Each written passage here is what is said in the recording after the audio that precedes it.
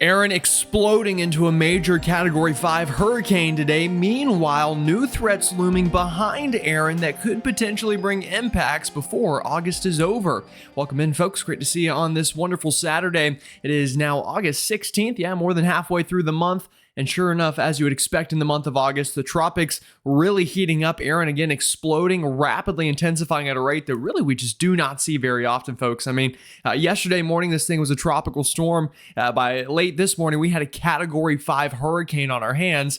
And just goes to show, like we've been talking about, all the ingredients were coming together for something like that to happen. And when you get them all to overlap, yeah, sure enough, crazy things can happen in the tropics. That's exactly what we're seeing out there right now. Now, on the flip side of that coin, Erin's still expected to kind of split the gap here between North Carolina and Bermuda. That's good news, although we still will see indirect impacts, which we'll talk about. The other storyline, though, is what's next. You can see it next to me here on the latest GFS model. Yeah, starting to get some sort of mischief brewing down there in the tropics and trying to get another storm even into the Caribbean or Southwest Atlantic, and really not that far away. This could be within the next week. We could be tracking our next named storm. So definitely a lot to talk about in today's video. If you're new to the channel, welcome. My name's Gerald. I'm a meteorologist at WCCB Charlotte. And if you haven't already, like the video, subscribe, and hit the bell for the latest notifications so you're always up to date with the latest model data. Also, let me know where you're watching from. Always helps me plan these videos out. All right, let's dive right on into it today and give you the latest. Like I said earlier, I mentioned it next to me, that GFS model. Sure enough, getting excited about the potential of another storm. Now, a long way to go here. And remember, we're still tracking Erin. Erin is still bringing some indirect impacts for many places. That will be a big talking point. But yeah, this next threat is something we need to watch because I think this one probably going to have at least a bit of a better shot at getting to more populated areas than Erin is, which obviously good news that Erin isn't. But we need to continue to watch these trends in the models, and I'll show you the latest data and some of those new model runs here coming up in just a bit. But first, let's dive on into the latest from Erin. Now, we do also have a little area we're watching off the Carolina coastline. Only about a 10% chance of development. That too would not impact anyone directly. And actually, the good news is that's going to help to pull Erin out to sea. Now, satellite imagery, you can see this satellite only covers really the United States, but Erin just close enough now that it's within it. And boy, oh boy, look at that. I mean, what an insane structure. This is, again, now currently a Category 5 storm, pressure down not far from 915 millibars. So a very strong storm, expected to keep that Category 5 status over the coming, we'll call it 24 hours, maybe more like 12 to 24 hours, and eventually, and already seeing some signs of it on satellite, that curve northward beginning to happen. And luckily, that should keep the core of the storm away from any direct places, including the Bahamas. It'll get pretty close to Bermuda, but still offshore enough that we're not going to see probably hurricane conditions, and then plenty far enough away from North Carolina that also winds will not be a concern.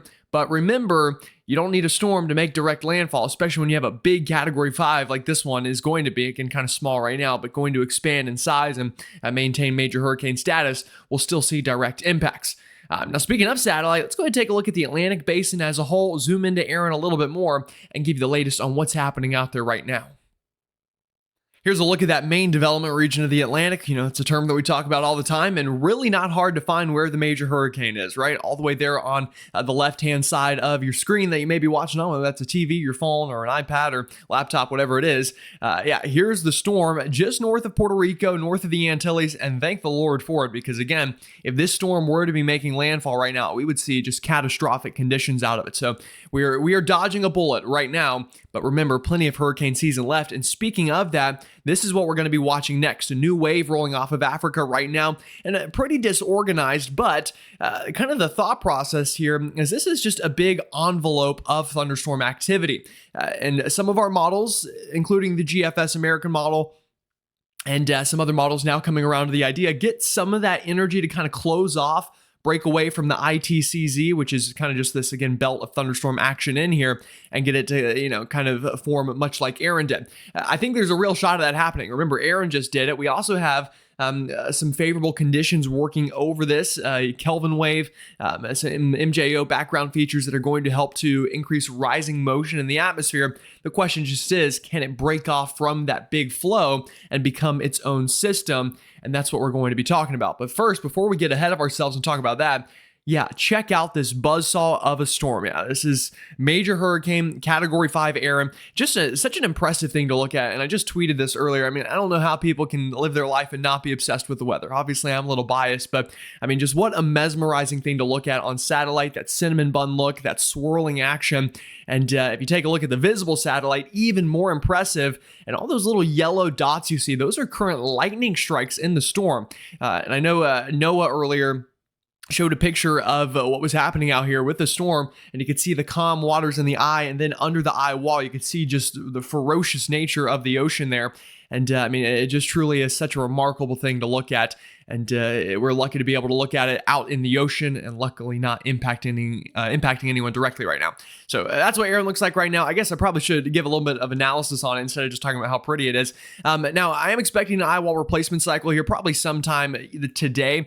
That will spread out the eye right now. Right now, it's kind of a pinhole eye, as we call it. It's very small, and that's what allowed it to strengthen so quickly. Imagine you have a big storm. You got a lot more work and energy needed to have big changes in intensity. But when you have such a tight little compact thing, it does not take as much energy in the atmosphere to quickly strengthen it. And that's why the storm was able to just undergo such incredible rapid intensification over the past 24 hours. So like I said, we are expecting that. A little bit of dry air here on the north side. You'll notice this is not a perfectly symmetric storm. The south side is a little bit more active in the convection that we're seeing. But obviously that dry air not nearly enough to impact the storm in any big way, but just something kind of to note there on satellite. Like I said, intense lightning in the eye wall, that's an indication that this, again, is a ferocious storm. So we are lucky that it is not making landfall. All right, that's what the storm looks like now. Let's give you the latest on exactly where Erin's going to go, some of those coastal impacts. Then let's talk about that next potential wave behind it, and if and when and where it could develop. These are the latest spaghetti models, and you might have seen on Twitter today that the storm has been tracking a little bit further west than originally thought on some of the models, and yeah, I'll absolutely give it that. But luckily now starting to, I think, make that northwest turn. And either way, I mean, yes, that could have some downstream impacts that has shifted the cone of these ensembles and these spaghetti members a little bit closer to the United States. But either way, I mean, we would need something drastically to change in the upper level pattern to keep or to push the storm closer to the United States. And that's just not going to happen right now. And you can see, again, all of the models still bringing this pretty squarely right between North Carolina and Bermuda. One reason for that is what we're also seeing on satellite. I know we're doing a lot of satellite looking today, but it's important to do. Here's the storm, again, down here towards Puerto Rico and the Antilles, just north of there. We've got this stalled out frontal boundary, and this is an area that the National Hurricane Center does have tagged as a little 10% area to watch. Erin here really cannot go any further than that, because that's kind of acting like a force field across the Carolinas right now. It's a bit of a bubble here that is going to help to grab the storm again and pull it back up out to sea. So in fact, I'd be pretty surprised if the storm doesn't end up basically exactly where this current bubble is, and that's right where the ensembles and the spaghetti members take it. It's in between North Carolina and Bermuda. Now, with that happening, we are still going to see impacts here. Now, it's going to be in an indirect way, but notice, here's the storm, and again, the intensity the models have already kind of not done very good on at all, but I think the track is still fair. Storm's still going to have a good shot of intensifying over the next day or so, all the way into Monday and Tuesday, and it's that early week time frame. This is Tuesday morning. You can see a big storm. Now, we're going to get some outer bands here into the Bahamas, the Turks and Caicos. Not expecting hurricane conditions, but some gusty, squally weather for sure. And again, the storm's a little lopsided right now anyway, but some indications are it's going to get lopsided maybe the other way, back off towards the east here by the time we get to Monday and Tuesday. Either way, watch what happens with the storm. Notice how it explodes in size. Let me back it up again for you. See how small it is right now with that wind field? Watch by Tuesday and Wednesday of this coming week, the storm gets really large. It's because it keeps going through these eye wall replacement cycles that spreads out the wind field more and more and more. And that's going to lead to just some intense wave action. We are going to see probably a little bit of coastal flooding and some beach erosion. Unfortunately, we're probably going to lose a couple houses in the Outer Banks out of this one, which I know from the outside looking in sounds like a big deal. And yeah, absolutely it is, but pretty typical when we get these big storms offshore that all the waves, all the beach erosion, and just kind of the way the Outer Banks are built out here, probably going to see some houses get pulled into the ocean. So that's going to be the big thing. Also, rip current's going to be a huge deal. This is really up and down the eastern seaboard from Maine, even portions of Atlantic Canada, I'd say, all the way down to Florida. By the early and middle part of this coming week, the rip currents, huge wave action. Some places that are more prone to it are going to see coastal flooding. Like I said, especially the Outer Banks that kind of stick out anyway, so they're going to be closer to the storm. And those are going to be the impacts. Now, what we're very unlikely to see is any sort of wind damage. In fact, I can almost guarantee it, unless the storm does something insane that's not projected right now, that won't be a problem. Storm surge, not so much. Like I said, a little bit of coastal flooding, yeah, because we are going to get all this wind pushing towards the shoreline here, and could clip that a little bit. So coastal flooding could be a thing here in eastern North Carolina. But yeah, those are the big things. Not your typical, heavy rains and all that going to happen anywhere with this storm. So that is the good news. But some very outer bands could maybe clip the Outer Banks or Bermuda, and we'll watch for that. This is as far out as the model goes. By next Thursday morning, looking it up towards Atlantic Canada. Not expecting a landfall there either, but same thing. Very rough sea is going to be the big storyline here with Erin. All right, that's the storm. That's what it's going to do here over the coming days. Let's take a look at that next area of interest and what it may do according to some of our models by the time we're get into this week, which really is not that far out. As has been the story, and will continue to be one of the stories, as it is boiling out here in the Atlantic. Now, not literally, obviously, but we've got very warm ocean temperatures, and that's one thing that's fueling Erin right now. Remember, the storm is right over this very warm pocket of 29, nearly 30 degrees Celsius waters. That's mid to upper 80s, plenty warm enough to support a Category 5 hurricane, as you're seeing right now. It's not even the warmest place. Check out the Gulf. I mean, we've got some places 31, nearly 32 degrees Celsius. That's near 90 degrees Fahrenheit. Just explosive energy out here in the Atlantic for any sort of storm to work on through. Now, a couple little cooler spots down here towards Central America where, warm enough for a storm, but not anything explosive. And we have seen the ITCZ and the main development region start to heat up a bit more over the past little bit. So if a storm gets anywhere that has this warm water, it's going to be something we need to watch out for. And you can see it here. Just another way to show you the anomalies are very warm in those orange and red areas. So a lot of the Atlantic running above average temperatures, except for, like I said, that little area down here near Central America, and then maybe out near the Cape Verde Islands a little bit running cooler. But most of the Atlantic above average here in the temperature department. Now, what in the world's next? Where is this next system? Where's it going to go? Is it even going to form? All of those are still questions. But this is the general idea. We've got this envelope of energy out here off the coast of Africa. That's what I was mentioning earlier. And that is what we expect to potentially develop into this next storm. And you can see here on the GFS model, that's what it does. It kind of pulls little pieces of energy out of that envelope. And here we go. This is not that far, folks. This is less than a week from now. This is by this coming Friday. The GFS gets one or two little areas to develop out of it. You get one here into the Caribbean. You've got another back out still in the main development region. And it's got high pressure to the north, which keeps kind of steering this generally towards land. Obviously, you get something in the Caribbean, it's basically impossible for it to not hit land unless it just falls apart. But we've got some features that would suggest that's unlikely.